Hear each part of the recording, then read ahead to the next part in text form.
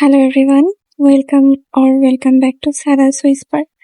আমি আছি সারা আপনাদের সঙ্গে, আর আপনারা শুনছেন উপন্যাস হৃদ মায়ের প্রেমগাথা। যারা এখনো চ্যানেলটি সাবস্ক্রাইব করেনি কিন্তু নিয়মিত গল্পটি শুনছেন এবং ভালো লাগছে, তাদের কাছে অনুরোধ থাকবে চ্যানেলটি কাইন্ডলি সাবস্ক্রাইব করার পাশাপাশি অডিও স্টোরিটি ভালো লাগলে একটি লাইক করবেন।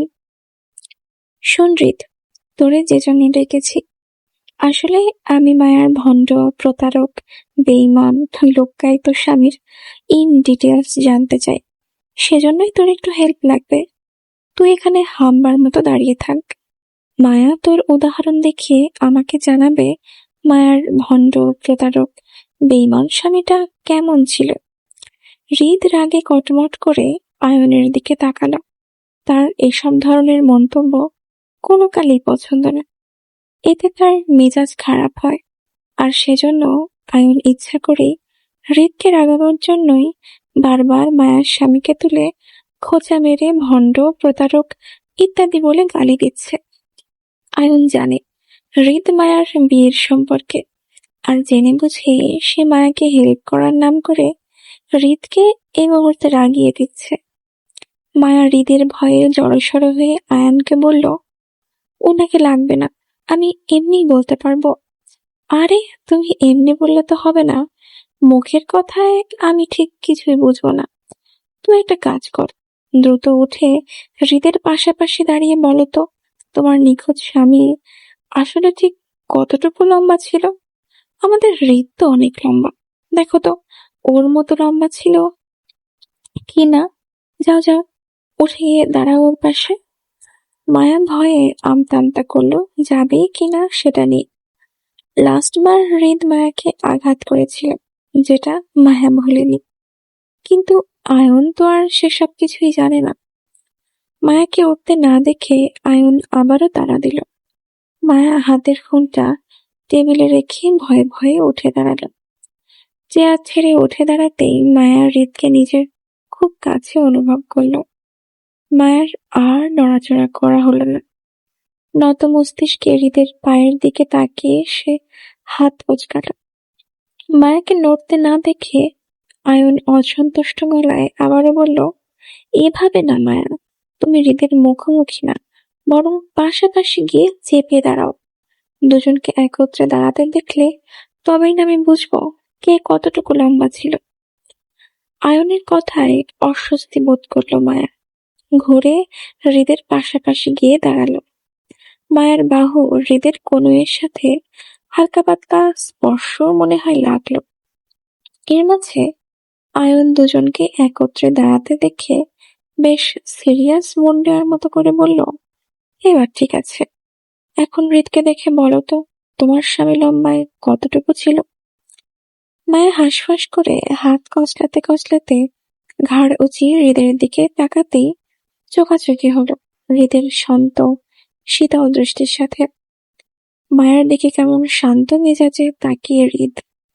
অদ্ভুত ভাবে মায়া শিহরিত হলো তার দৃষ্টির অতলে। মায়া 2-3 সেকেন্ডের বেশি পারল না সেই দৃষ্টির মাঝে চেয়ে থাকতে। জড়তার দৃষ্টি নামিয়ে তাকালো হৃদের বলিষ্ঠ শক্ত কাঁধের দিকে। মায়ার মাথা আপাতত হৃদের কাঁধের কাছে একটু নিচে, মানে হৃদের বুক বরাবরই মায়ের হাইট। মায়া একটু চমকালো। সেদিন রাতে অচেনা লোকটাও হৃদের মতোই ঠিক এতটাই লম্বা ছিল।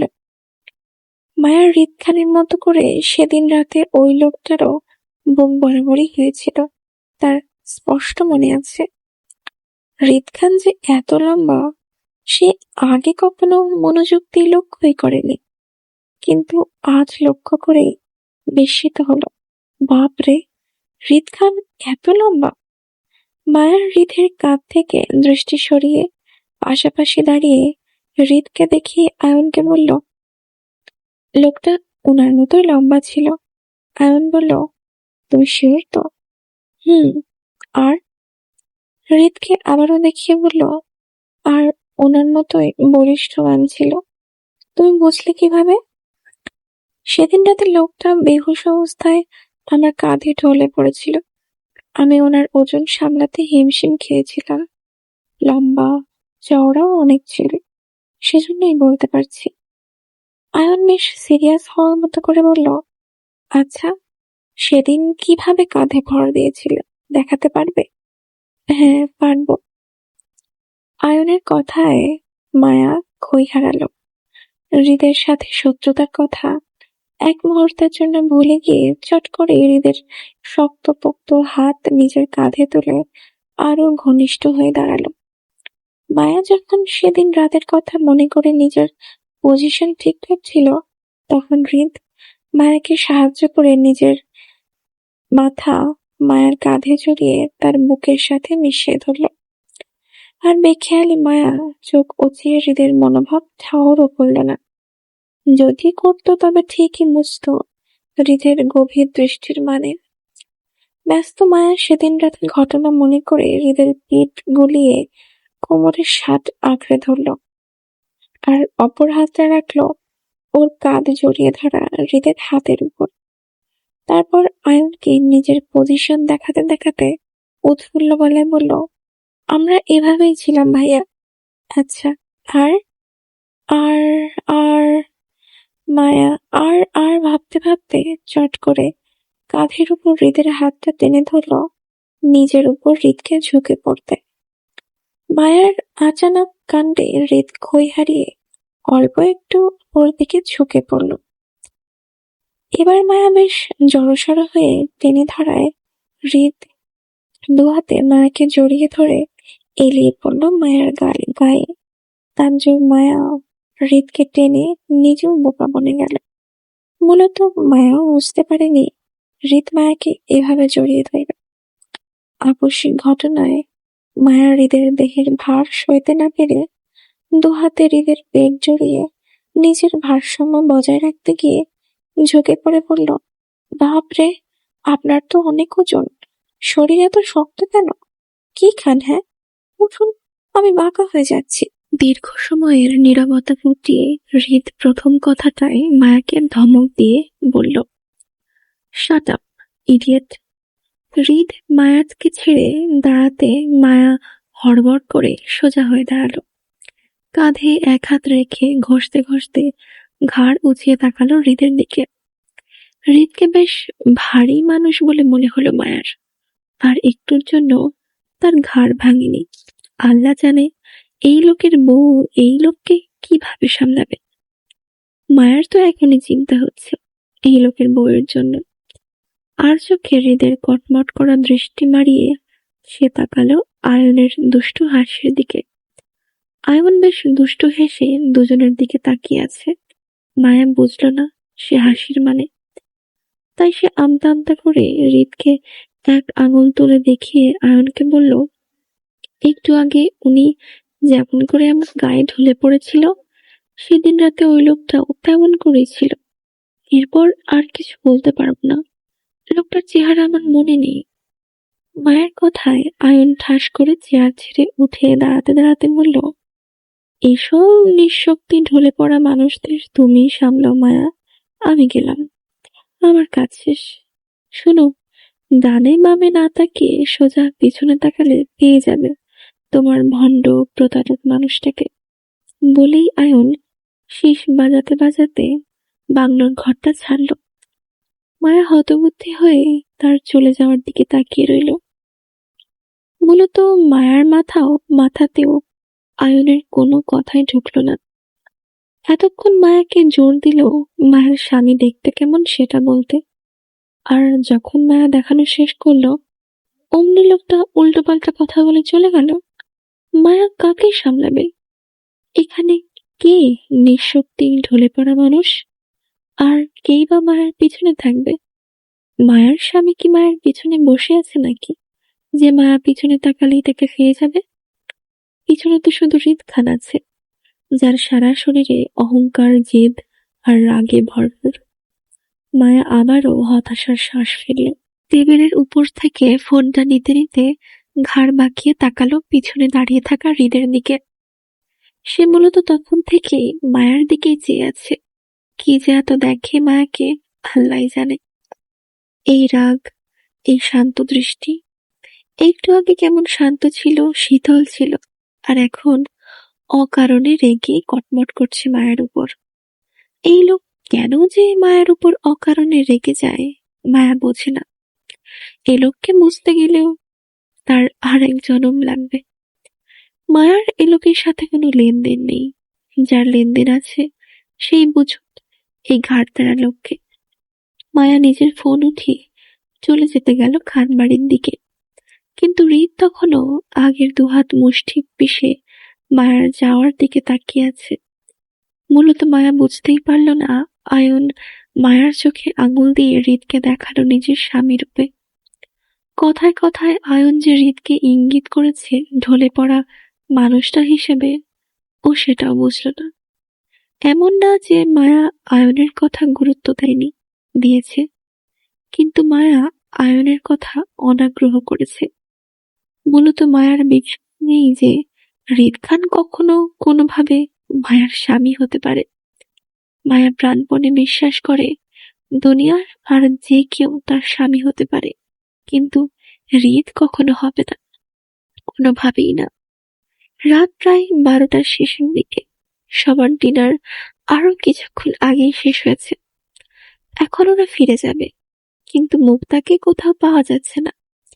হয়তো সেজুতির সাথে সেজুতির ঘরেই হবে। মায়া এতক্ষণ ঘুমিয়ে ড্রয়িং রুমে বসে ঝিমোচ্ছিল। আরিফ ডেকে দেয়ায় মুক্তার জন্য সে সিঁড়ি ধরে উপরে উঠছে। সেজুতির ঘরে যাবে মুক্তাকে ডাকতে। মায়া সিঁড়ি বেয়ে দোতলার করিডোর ধরে সামনে এগোতেই হঠাৎ পিছনে ডাকলো কেউ, স্টপ। মায়া চমকে ওঠার মতো লাফিয়ে পিছনে ঘুরল এক মুহূর্তেই। হৃদকে বাড়ির পোশাকে দাঁড়িয়ে থাকতে দেখে আঁতকে উঠল সে। এই অসময়ে হৃদের মুখোমুখি হওয়া মানে বিপদ সংকেত। আতঙ্কিত মায়া হড়বড় করে দৌড়ে পালাতে চাইল। তার আগে হৃদ মায়ার মতিগতি বুঝে শক্ত গলায় দাঁতে পিষে আবারও বলল, don't go, I said stop there. হৃদের শক্ত গলা শুনেও মায়া থামল না। হৃদের ভয়ে তৎক্ষণাৎ সে দৌড় মারল। পিছন পিছন হৃদও ছুটল। চোখের পলকে মায়ার হাত চেপে সামনে ঘোরাল। মায়া ভয়ে হৃদকে ধাক্কা মেরে পুনরায় পালাতে চাইলে হৃদ এক ধাপায় মায়ার বুকের কাছের কাপড়টা শার্টের কলারের মতো চেপে ধরে মায়াকে চেঁচিয়ে মুখোমুখি করে রাগে হিসিয়ে বলল, ডাকছি কথা কানে যায় না? নড়াস না কেন তুই? বেয়াদব হয়েছিস? হৃদের ভয়ে মায়া এমনি সিটিয়েছিল, এখন আরো সিটিয়ে গেল। হৃদ হুটহাট কেন রেগে যায় সে জানে না। হৃদ রেগে গেলে মায়ার সাথে বা কেন খারাপ আচরণ করে তাও সে বোঝে না। একটু আগে কত ভালো দেখালো হৃদকে, অথচ এখন হুট করেই অগ্নি মূর্তি ধারণ করলো। আসলে মায়া কিছুই জানতে চায় না। হৃদের হুটহাট চেপে ধরা, তাকে আঘাত করা, অকারণে ছুঁয়ে দেওয়া, কোনো কিছুই মায়া চায় না। মায়া শুধুই নিজেকে নিরাপদ আর আতঙ্ক মুক্ত রাখতে চায় হৃদের থেকে। এই মুহূর্তে হৃদের রাগের কারণটা সে জানে না, তবে হৃদ মায়ার কলার চেপে ধরার কারণে ফ্লোরে পা রাখতে হিমশিম খাচ্ছে সে। পায়ের বুড়ো আঙুলে ভর দিয়ে কোনো রকমে নিজের শরীরের ভারসাম্য রাখছে সে, কারণ হৃদ মায়ের বুকের কাছে কাপড় ধরে তাকে উঁচু করে রেখেছে। এখন হৃদ ছেড়ে দিলে মায়া যে কোনো সময় মুখ থুবড়ে ফ্লোরে পড়বে। মায়া নিজের শরীরের ভারসাম্য বজায় রাখতে হৃদের পেটের কাছে টি শার্টের কিছু অংশ শক্ত করে চেপে ধরে নিজেকে ছাড়াতে চাইল। আমাকে ছাড়ুন ভাইয়া, পায়ে ব্যথা পাচ্ছি আমি। মায়ের মুখে ভাইয়া ডাক শুনে হৃদ আরো তেতে উঠল। তার রাগে যেন মায়া ঘি ঢালার মতো কাজ করলো। তাই হৃদ তার কলার চেপে আরো কাছে টানল। মায়াকে মুখোমুখি ধরে রাগে রি করে বলল, বারবার ভাইয়া কেন ডাকিস? তোর বাপের সম্পত্তির ভাগ দিবি আমায় যে ভাইয়া ডেকে বেড়াস? নিষেধ করেছিলাম না ভাইয়া ডাকতে? তাহলে কথা শুনিস না কেন? অবাধ্য হস কেন আমার? কথা না শুনলে ট্রিগার পয়েন্টে রেখে গুলি করে মেরে দিব। বিশ্বাস কর, আমার একটু বুক কাঁপবে না। হৃদের শক্ত ধাঁচের কথায় মায়া আতঙ্কিত হলো, সর্বাঙ্গ কেঁপে উঠল। ভয়ে তার চোখে পানিও বুঝি দেখা গেল। এই মুহূর্তে হৃদকে দুনিয়ার নিষ্ঠুর আর নিকৃষ্ট দয়া মায়াহীন মানুষই মনে হলো। আপনি এমন কেন করছেন? কি করেছি আমি? সবসময় আমার সাথে কেন বাজে ব্যবহার করেন? কেন আঘাত করেন? কি চাই আপনার? হৃদমায়াকে আরো কাছে টেনে চোখে চোখ রেখে রাগে পিড় করে দাঁত পিষে বলল, নিজেকে এত সস্তা কেন বানাচ্ছিস? আমার সস্তা জিনিস পছন্দ না। আমি সস্তাই, আরো সস্তা হব। আপনার কি? চুপ, একদম চুপ। মুখে মুখে তর্ক করবি না। আমার পছন্দ না। বেয়াদব হয়েছিস। মেজাজ আমার এমনিতেই চটে আছে। বেশি বাড়াবাড়ি করলে তোর নাগরকে জানে মেরে দিব। হৃদের হিংস্র রাগে মায়া দমে যায়। তার রক্তিম চোখ আর ভয়ানক দৃষ্টিতে মায়া কাবু হয়ে যায়। ভয়ার্ত মুখে ফুপিয়ে কেঁদে উঠতেই হৃদ আবারও আগের ন্যায় দাঁতে দাঁত পিষে বলে, ছেলেকে। মায়াকে উত্তর না দিয়ে কাঁদতে দেখে হৃদ আরো চটে যায়। আবারও বলল, উত্তর দে। হৃদের ধমকে মায়া কেঁপে উঠে কাঁপা কাঁপা স্বরে বলল, কোন ছেলে? যার সাথে তোর ভাব চলছিল এতক্ষণ, সে কে? মায়া কাঁদতে কাঁদতে জানালো, আমাদের এলাকার চেয়ারম্যান চাচার বড় ছেলে, নাদিম ভাইয়া। উনি এখানে কি করছে? আরিফ ভাইয়া ডেকেছে মনে হয়। আমি জানি না কিছু। তোর সাথে কি চলে ওই ছেলের? এত কিসের ভাব তোদের? কিচ্ছু চলে না, কোনো ভাব নেই। নাটক করস, কাহিনী বুঝাস আমাকে। আমি চোখে কিছু দেখি না? তোর আমাকে অন্ধ মনে হয়? তোদের নষ্টামি আর গলায় গলায় ভাব আমার চোখে পড়ে না মনে করিস? ওয়ার্নিং দিচ্ছি রে, বলে রাখছি। আমার অবাধ্য হবি, সোজা ট্রিগার পয়েন্টে রেখে তোর নাগরের বুক ঝাঁঝরা করে দেব গুলিতে আমি। যে বুকে আমার নারীর জন্য ভালোবাসা থাকবে, সেই বুক আমি জ্বালিয়ে দিব। বিশ্বাস কর ঋতু, এসব কিছু করতে আমার একবারও হাত কাঁপবে না। হৃদের উগ্রতা, বেপরোয়া আচরণে মায়া প্রচন্ড ভীত হলো। মায়া জীবনেও কাউকে এত বাজে আচরণ করতে দেখেনি ওর সাথে। আর না, এভাবে কেউ তাকে হুমকি ধামকি দিয়েছে। মায়াকে আজ পর্যন্ত কোনো পুরুষ কারণে অকারণেই হোক ছুঁয়ে দেয়নি, অথচ হৃদ খান অবাধে এখানে সেখানে মায়াকে ছুঁয়ে দেয়। এতে মায়ের ভীষণ কষ্ট হয়, নিজেকে অপরাধী মনে হয়। মায়ের মনে হয় সে নিজের স্বামীকে ঠকাচ্ছে। একটা পুরুষ মানুষ অকারণেই মায়াকে ছুঁয়ে দেওয়া নিশ্চয়ই পাপ। মায়া না চাইতেও সে পাপের কাঠগড়ায় দাঁড়াতে হচ্ছে ওকে, তাও শুধুমাত্র হৃদের জন্য। মায়া বুঝলো, হৃদের সাথে শক্তি সামর্থ্য বা তর্কে জড়িয়ে কখনোই ও পেরে উঠবে না। ওকে শায়েস্তা করতে হবে অন্যভাবে। হৃদ যা চাইছে মায়ের পক্ষে সেটা দেওয়া কোনোভাবেই সম্ভব নয়। সে বিবাহিত। সবচেয়ে বড় কথা, ও নিজের স্বামীকে ভালোবাসে। তাই হৃদকে মায়া মিথ্যা বোঝাবে এটাই ঠিক করলো। সে তাকে বোঝাবে তার স্বামী আর তার মধ্যে দেখা সাক্ষাৎ ইতিমধ্যেই হয়ে গিয়েছে। যদিও হৃদ একটু আগে আয়নের ওই কথাবার্তা মনে করায়, তাহলে সে তাকে বলবে ওগুলো মিথ্যে ছিল। হৃদ তো আর জানে না আসল ঘটনা। হৃদ তো আর ওর স্বামীকেও চেনে না, তাহলে বুঝতেও পারবে না যে মায়া মিথ্যে বলছে। মায়া না হয় হৃদকে বোঝাবে যে ও তার স্বামীর খোঁজ পেয়েছে, ওরা এখন সুখে শান্তিতে ঘর সংসার করছে। মায়াকে যেন হৃদ আর ডিস্টার্ব না করে। মায়া নিজের কান্না আটকে ফোপানো বন্ধ করতে চেয়েও পারল না। তীব্র অপমানে আর হৃদের ভয়ে চোখ থেকে এমনিই পানি পড়ছে।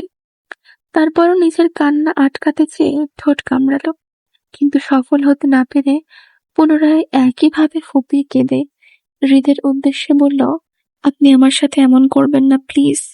আমার আপনাকে ভয় লাগে, সহ্য হয় না আপনাকে। আমার যার সাথে ইচ্ছা তার সাথে মিশবো, আপনার কি? প্লিজ আপনি আমার থেকে দূরে থাকুন। আপনি জানেন আমি বিবাহিত, তারপরও কেন আমাকে ডিস্টার্ব করেন, অকারণে ছুঁয়ে দেন? এসব আমার পছন্দ না। আপনি আমার কাছ থেকে যা চাইছেন তা আমি কখনোই দিতে পারবো না। আমি ওই টাইপের মেয়ে নই, আর না আপনার বাজে প্রস্তাবে ইন্টারেস্টেড। আমার স্বামী আছে, আমরা দুজন দুজনকে অনেক ভালোবাসি। আমাদের সম্পর্কটা অনেক গভীর আর ঘনিষ্ঠ, একটা নর্মাল ম্যারিড কাপলদের মতো। আমরা দেখা করেছি, কথা বলেছি, আরো অনেক কিছুই করেছি। আমার স্বামীর পছন্দ না কেউ ওনার বউয়ের আশেপাশে ঘুরুক। আপনি প্লিজ আমার থেকে দূরে থাকুন।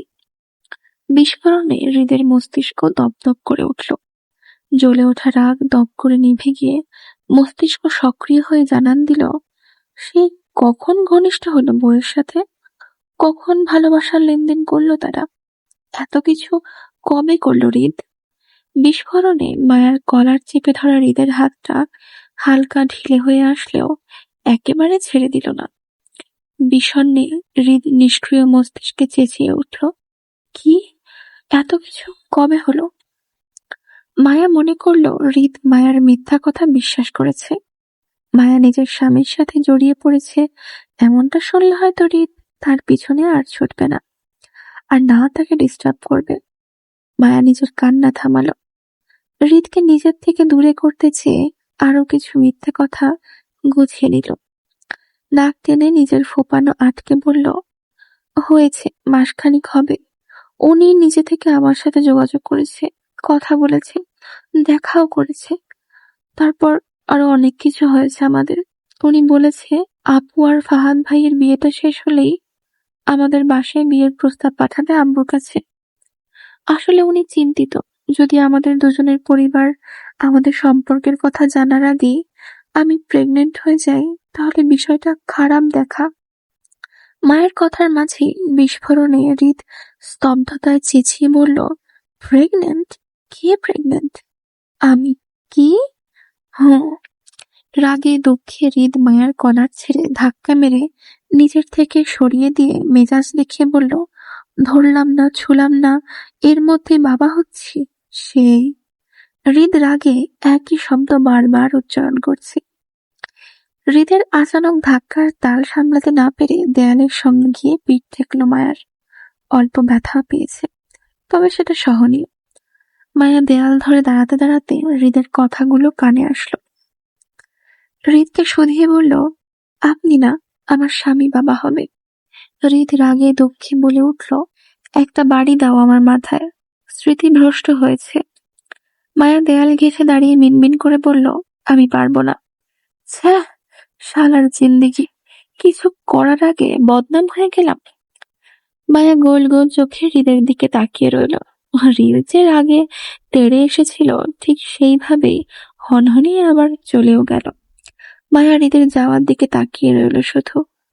হৃদ যখন বিকট শব্দ তুলে দরজাটা ঠাস করে লাগালো তখন মায়ার সাথে সাথে দেয়ালগুলোও যেন কেঁপে উঠল। মায়া হৃদের হাত থেকে প্রাণে বাঁচতে পেরে বুকের উপর হাত রেখে প্রশান্তির নিঃশ্বাস ফেলল। যাক, অবশেষে ও হৃদকে মিথ্যা বোঝাতে পারল তাহলে। এবার সে মায়ার পিছনে না আসলেই হয়। শুনছিলেন উপন্যাস হৃদ মায়ার প্রেমগাথা। কেমন লাগলো আজকের এপিসোড? একটা কমেন্ট করে জানাতে ভুলবেন না। উপন্যাসটির পরবর্তী পর্বগুলি শুনতে সাবস্ক্রাইব করুন আমাদের চ্যানেল সারাস হুইসপার। ধন্যবাদ সকলকে।